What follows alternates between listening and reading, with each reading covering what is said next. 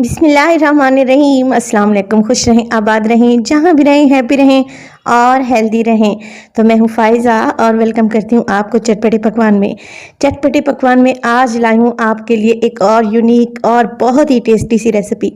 आप इसे बनाकर ईद की ट्रॉली को सेट कर सकते हैं। इसके अलावा टी टाइम के लिए बेस्ट स्नैक है। आप इस रेसिपी को ज़रूर ट्राई कीजिएगा, मेरी रिकमेंडेशन है, बहुत ही टेस्टी बनती है। और अगर आपको अच्छी लगे तो प्लीज़ लाइक कर दें और चटपटे पकवान को सब्सक्राइब भी कर लें। तो चलें जी, जल्दी से चलते हैं अपने किचन में और बनाते हैं मज़ेदार से ये ब्रेड स्नैक्स। तो इन शानदार से स्नैक्स को बनाने के लिए मेरे पास है यहाँ पर चिकन लिया है तकरीबन 150 ग्राम और छोटे छोटे से क्यूब्स में मैंने इन्हें कट कर लिया है। इसको मैरिनेट करने के लिए इसमें डालूंगी 1 टीस्पून अदरक और लहसुन का पेस्ट, नमक डालेंगे ½ टीस्पून।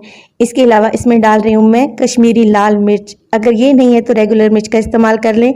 इसके अलावा इसमें शामिल करूँगी मैं, मेरे पास है हल्दी तकरीबन 2 चुटकी के बराबर। हल्दी डालने के बाद इसमें डालेंगे धनिया पाउडर 1 टीस्पून, गरम मसाला 2 चुटकी के बराबर, ज़ीरा पाउडर इसमें शामिल करेंगे ½ टीस्पून और ये है मेरे पास सफ़ेद मिर्च का पाउडर, अगर ये नहीं अवेलेबल तो काली मिर्च के पाउडर का इस्तेमाल कर लें ½ टीस्पून। 4 टेबलस्पून इसमें डालूंगी मैं दही और इसके अलावा इसमें डालूंगी येलो फूड कलर। तो यहाँ पर मैं तंदूरी चिकन बनाने लगी हूँ और ये सारे मसाले डालेंगे तो यकीन करें इतना मज़े का ये तंदूरी चिकन घर में ही तैयार हो जाता है घर के मसालों से। सब चीज़ों को बहुत अच्छे से मिक्स कर लें और 15 मिनट के लिए आप इसे काउंटर पर ही छोड़ दें। अगर आपके पास टाइम नहीं है तो आप इसे फ़ौरन से भी बना सकते हैं। मैं इसे 15 मिनट के लिए मैरिनेट होने के लिए रख दूँगी। अब क्या करेंगे, नेक्स्ट स्टेप में मेरे पास है 4 उबले हुए आलू। उबालने के बाद इन्हें अच्छा ठंडा करने के बाद मैंने इन्हें कद्दूकस कर से ग्रेट कर लिया है। अब ये बिल्कुल बारीक से ग्रेट हो चुके हैं तो मैं इसमें डालूंगी तकरीबन 1 टीस्पून नमक। इसके अलावा इसमें चला जाएगा सफ़ेद ज़ीरा 1 टीस्पून साबित ही शामिल कर दें। इसके अलावा इसमें डालूंगी हरी मिर्च, 1 हरी मिर्च को बारीक सा काटें और वो भी डाल दें। इसके बाद इसमें डालूंगी मैं हरा धनिया, तकरीबन आधी गड्डी हरा धनिया भी शामिल कर दें और इन सब चीज़ों को आपने बहुत अच्छे तरीके से मिक्स कर लेना है। नमक आप अपनी मर्ज़ी के मुताबिक इसमें एडजस्ट कर सकते हैं। मैंने थोड़ा सा हल्का ही नमक रखा है क्योंकि बाद में कुछ ऐसी चीज़ें हम इसमें शामिल करेंगे जिससे नमक का टेस्ट इक्वल हो जाएगा इंशाल्लाह। बस जी, यहाँ पर आलू के मिक्स को भी मैंने अच्छे से मिक्स कर लिया है और एक साइड पे रख दें। अब लूँगी एक फ्राइंग पैन और उसमें डालूँगी 2 टेबलस्पून ऑयल और मैरिनेटेड चिकन, जो कि तंदूरी चिकन हमने मैरिनेट करके रखा हुआ था, इसमें शामिल कर दें। चिकन को मैरिनेट करते वक्त मैंने इसमें 4 टेबलस्पून दही का इस्तेमाल किया था। इसके अलावा चिकन भी अपना पानी रिलीज़ करेगा, लिहाजा 4 से 5 मिनट के लिए आपने क्या करना है, चिकन को मुसलसल मिक्स करते हुए इसी पानी को ड्राई कर लेना है। जब पानी अच्छे से ड्राई हो जाएगा और चिकन भी अच्छे से भून जाएगा तो हम चिकन को सॉफ्ट करने के लिए तकरीबन आधा कप पानी का इस्तेमाल करेंगे। तो आप पानी डाल दें आधा कप और इसको पका लें मीडियम फ्लेम पर। बोनलेस चिकन है, बहुत ईजीली ये गल जाएगा, सॉफ्ट हो जाएगा। तो अगर इस स्टेज तक आपको मेरी रेसिपी ज़रा सी भी अच्छी लग रही हो तो प्लीज़ आप लोगों से रिक्वेस्ट है कि चैनल को सब्सक्राइब कर लिया करें और वीडियो को भी लाइक कर दिया करें। तो यहाँ पे सारा पानी ड्राई हो चुका है, चिकन भी अच्छे से सॉफ्ट हो चुका है। मैं फ्लेम को ऑफ कर दूंगी और चिकन को एक साइड पे रख दूंगी। इसके अलावा मैंने लिए हैं यहाँ पे ब्रेड स्लाइसेस, मैं सैंडविच ब्रेड का इस्तेमाल कर रही हूँ। तो जितना मैंने चिकन और आलू का मटेरियल बनाया है उसी हिसाब से तकरीबन आपके 12 से 15 सैंडविच इजीली तैयार हो जाएंगे। यहाँ पर मैं ब्रेड के किनारों को अलहदा कर लूँगी, कॉर्नर को काट लूँगी क्योंकि ये थोड़े से हार्ड होते हैं। तो सारे ब्रेड के स्लाइसेस को इसी तरीके से मैंने कॉर्नर अलहदा कर लिए हैं।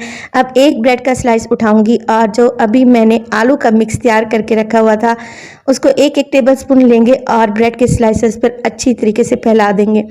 आपने तकरीबन 2 टेबलस्पून यहाँ पर आलू का मिक्स उठाना है और चम्मच की बैक से इस तरीके से आपने इसको अच्छे तरीके से इवन कर लेना है। साइडों से भी इवन कर लें ताकि खाने के साथ साथ ये देखने में भी बहुत ही टेस्टी लगे।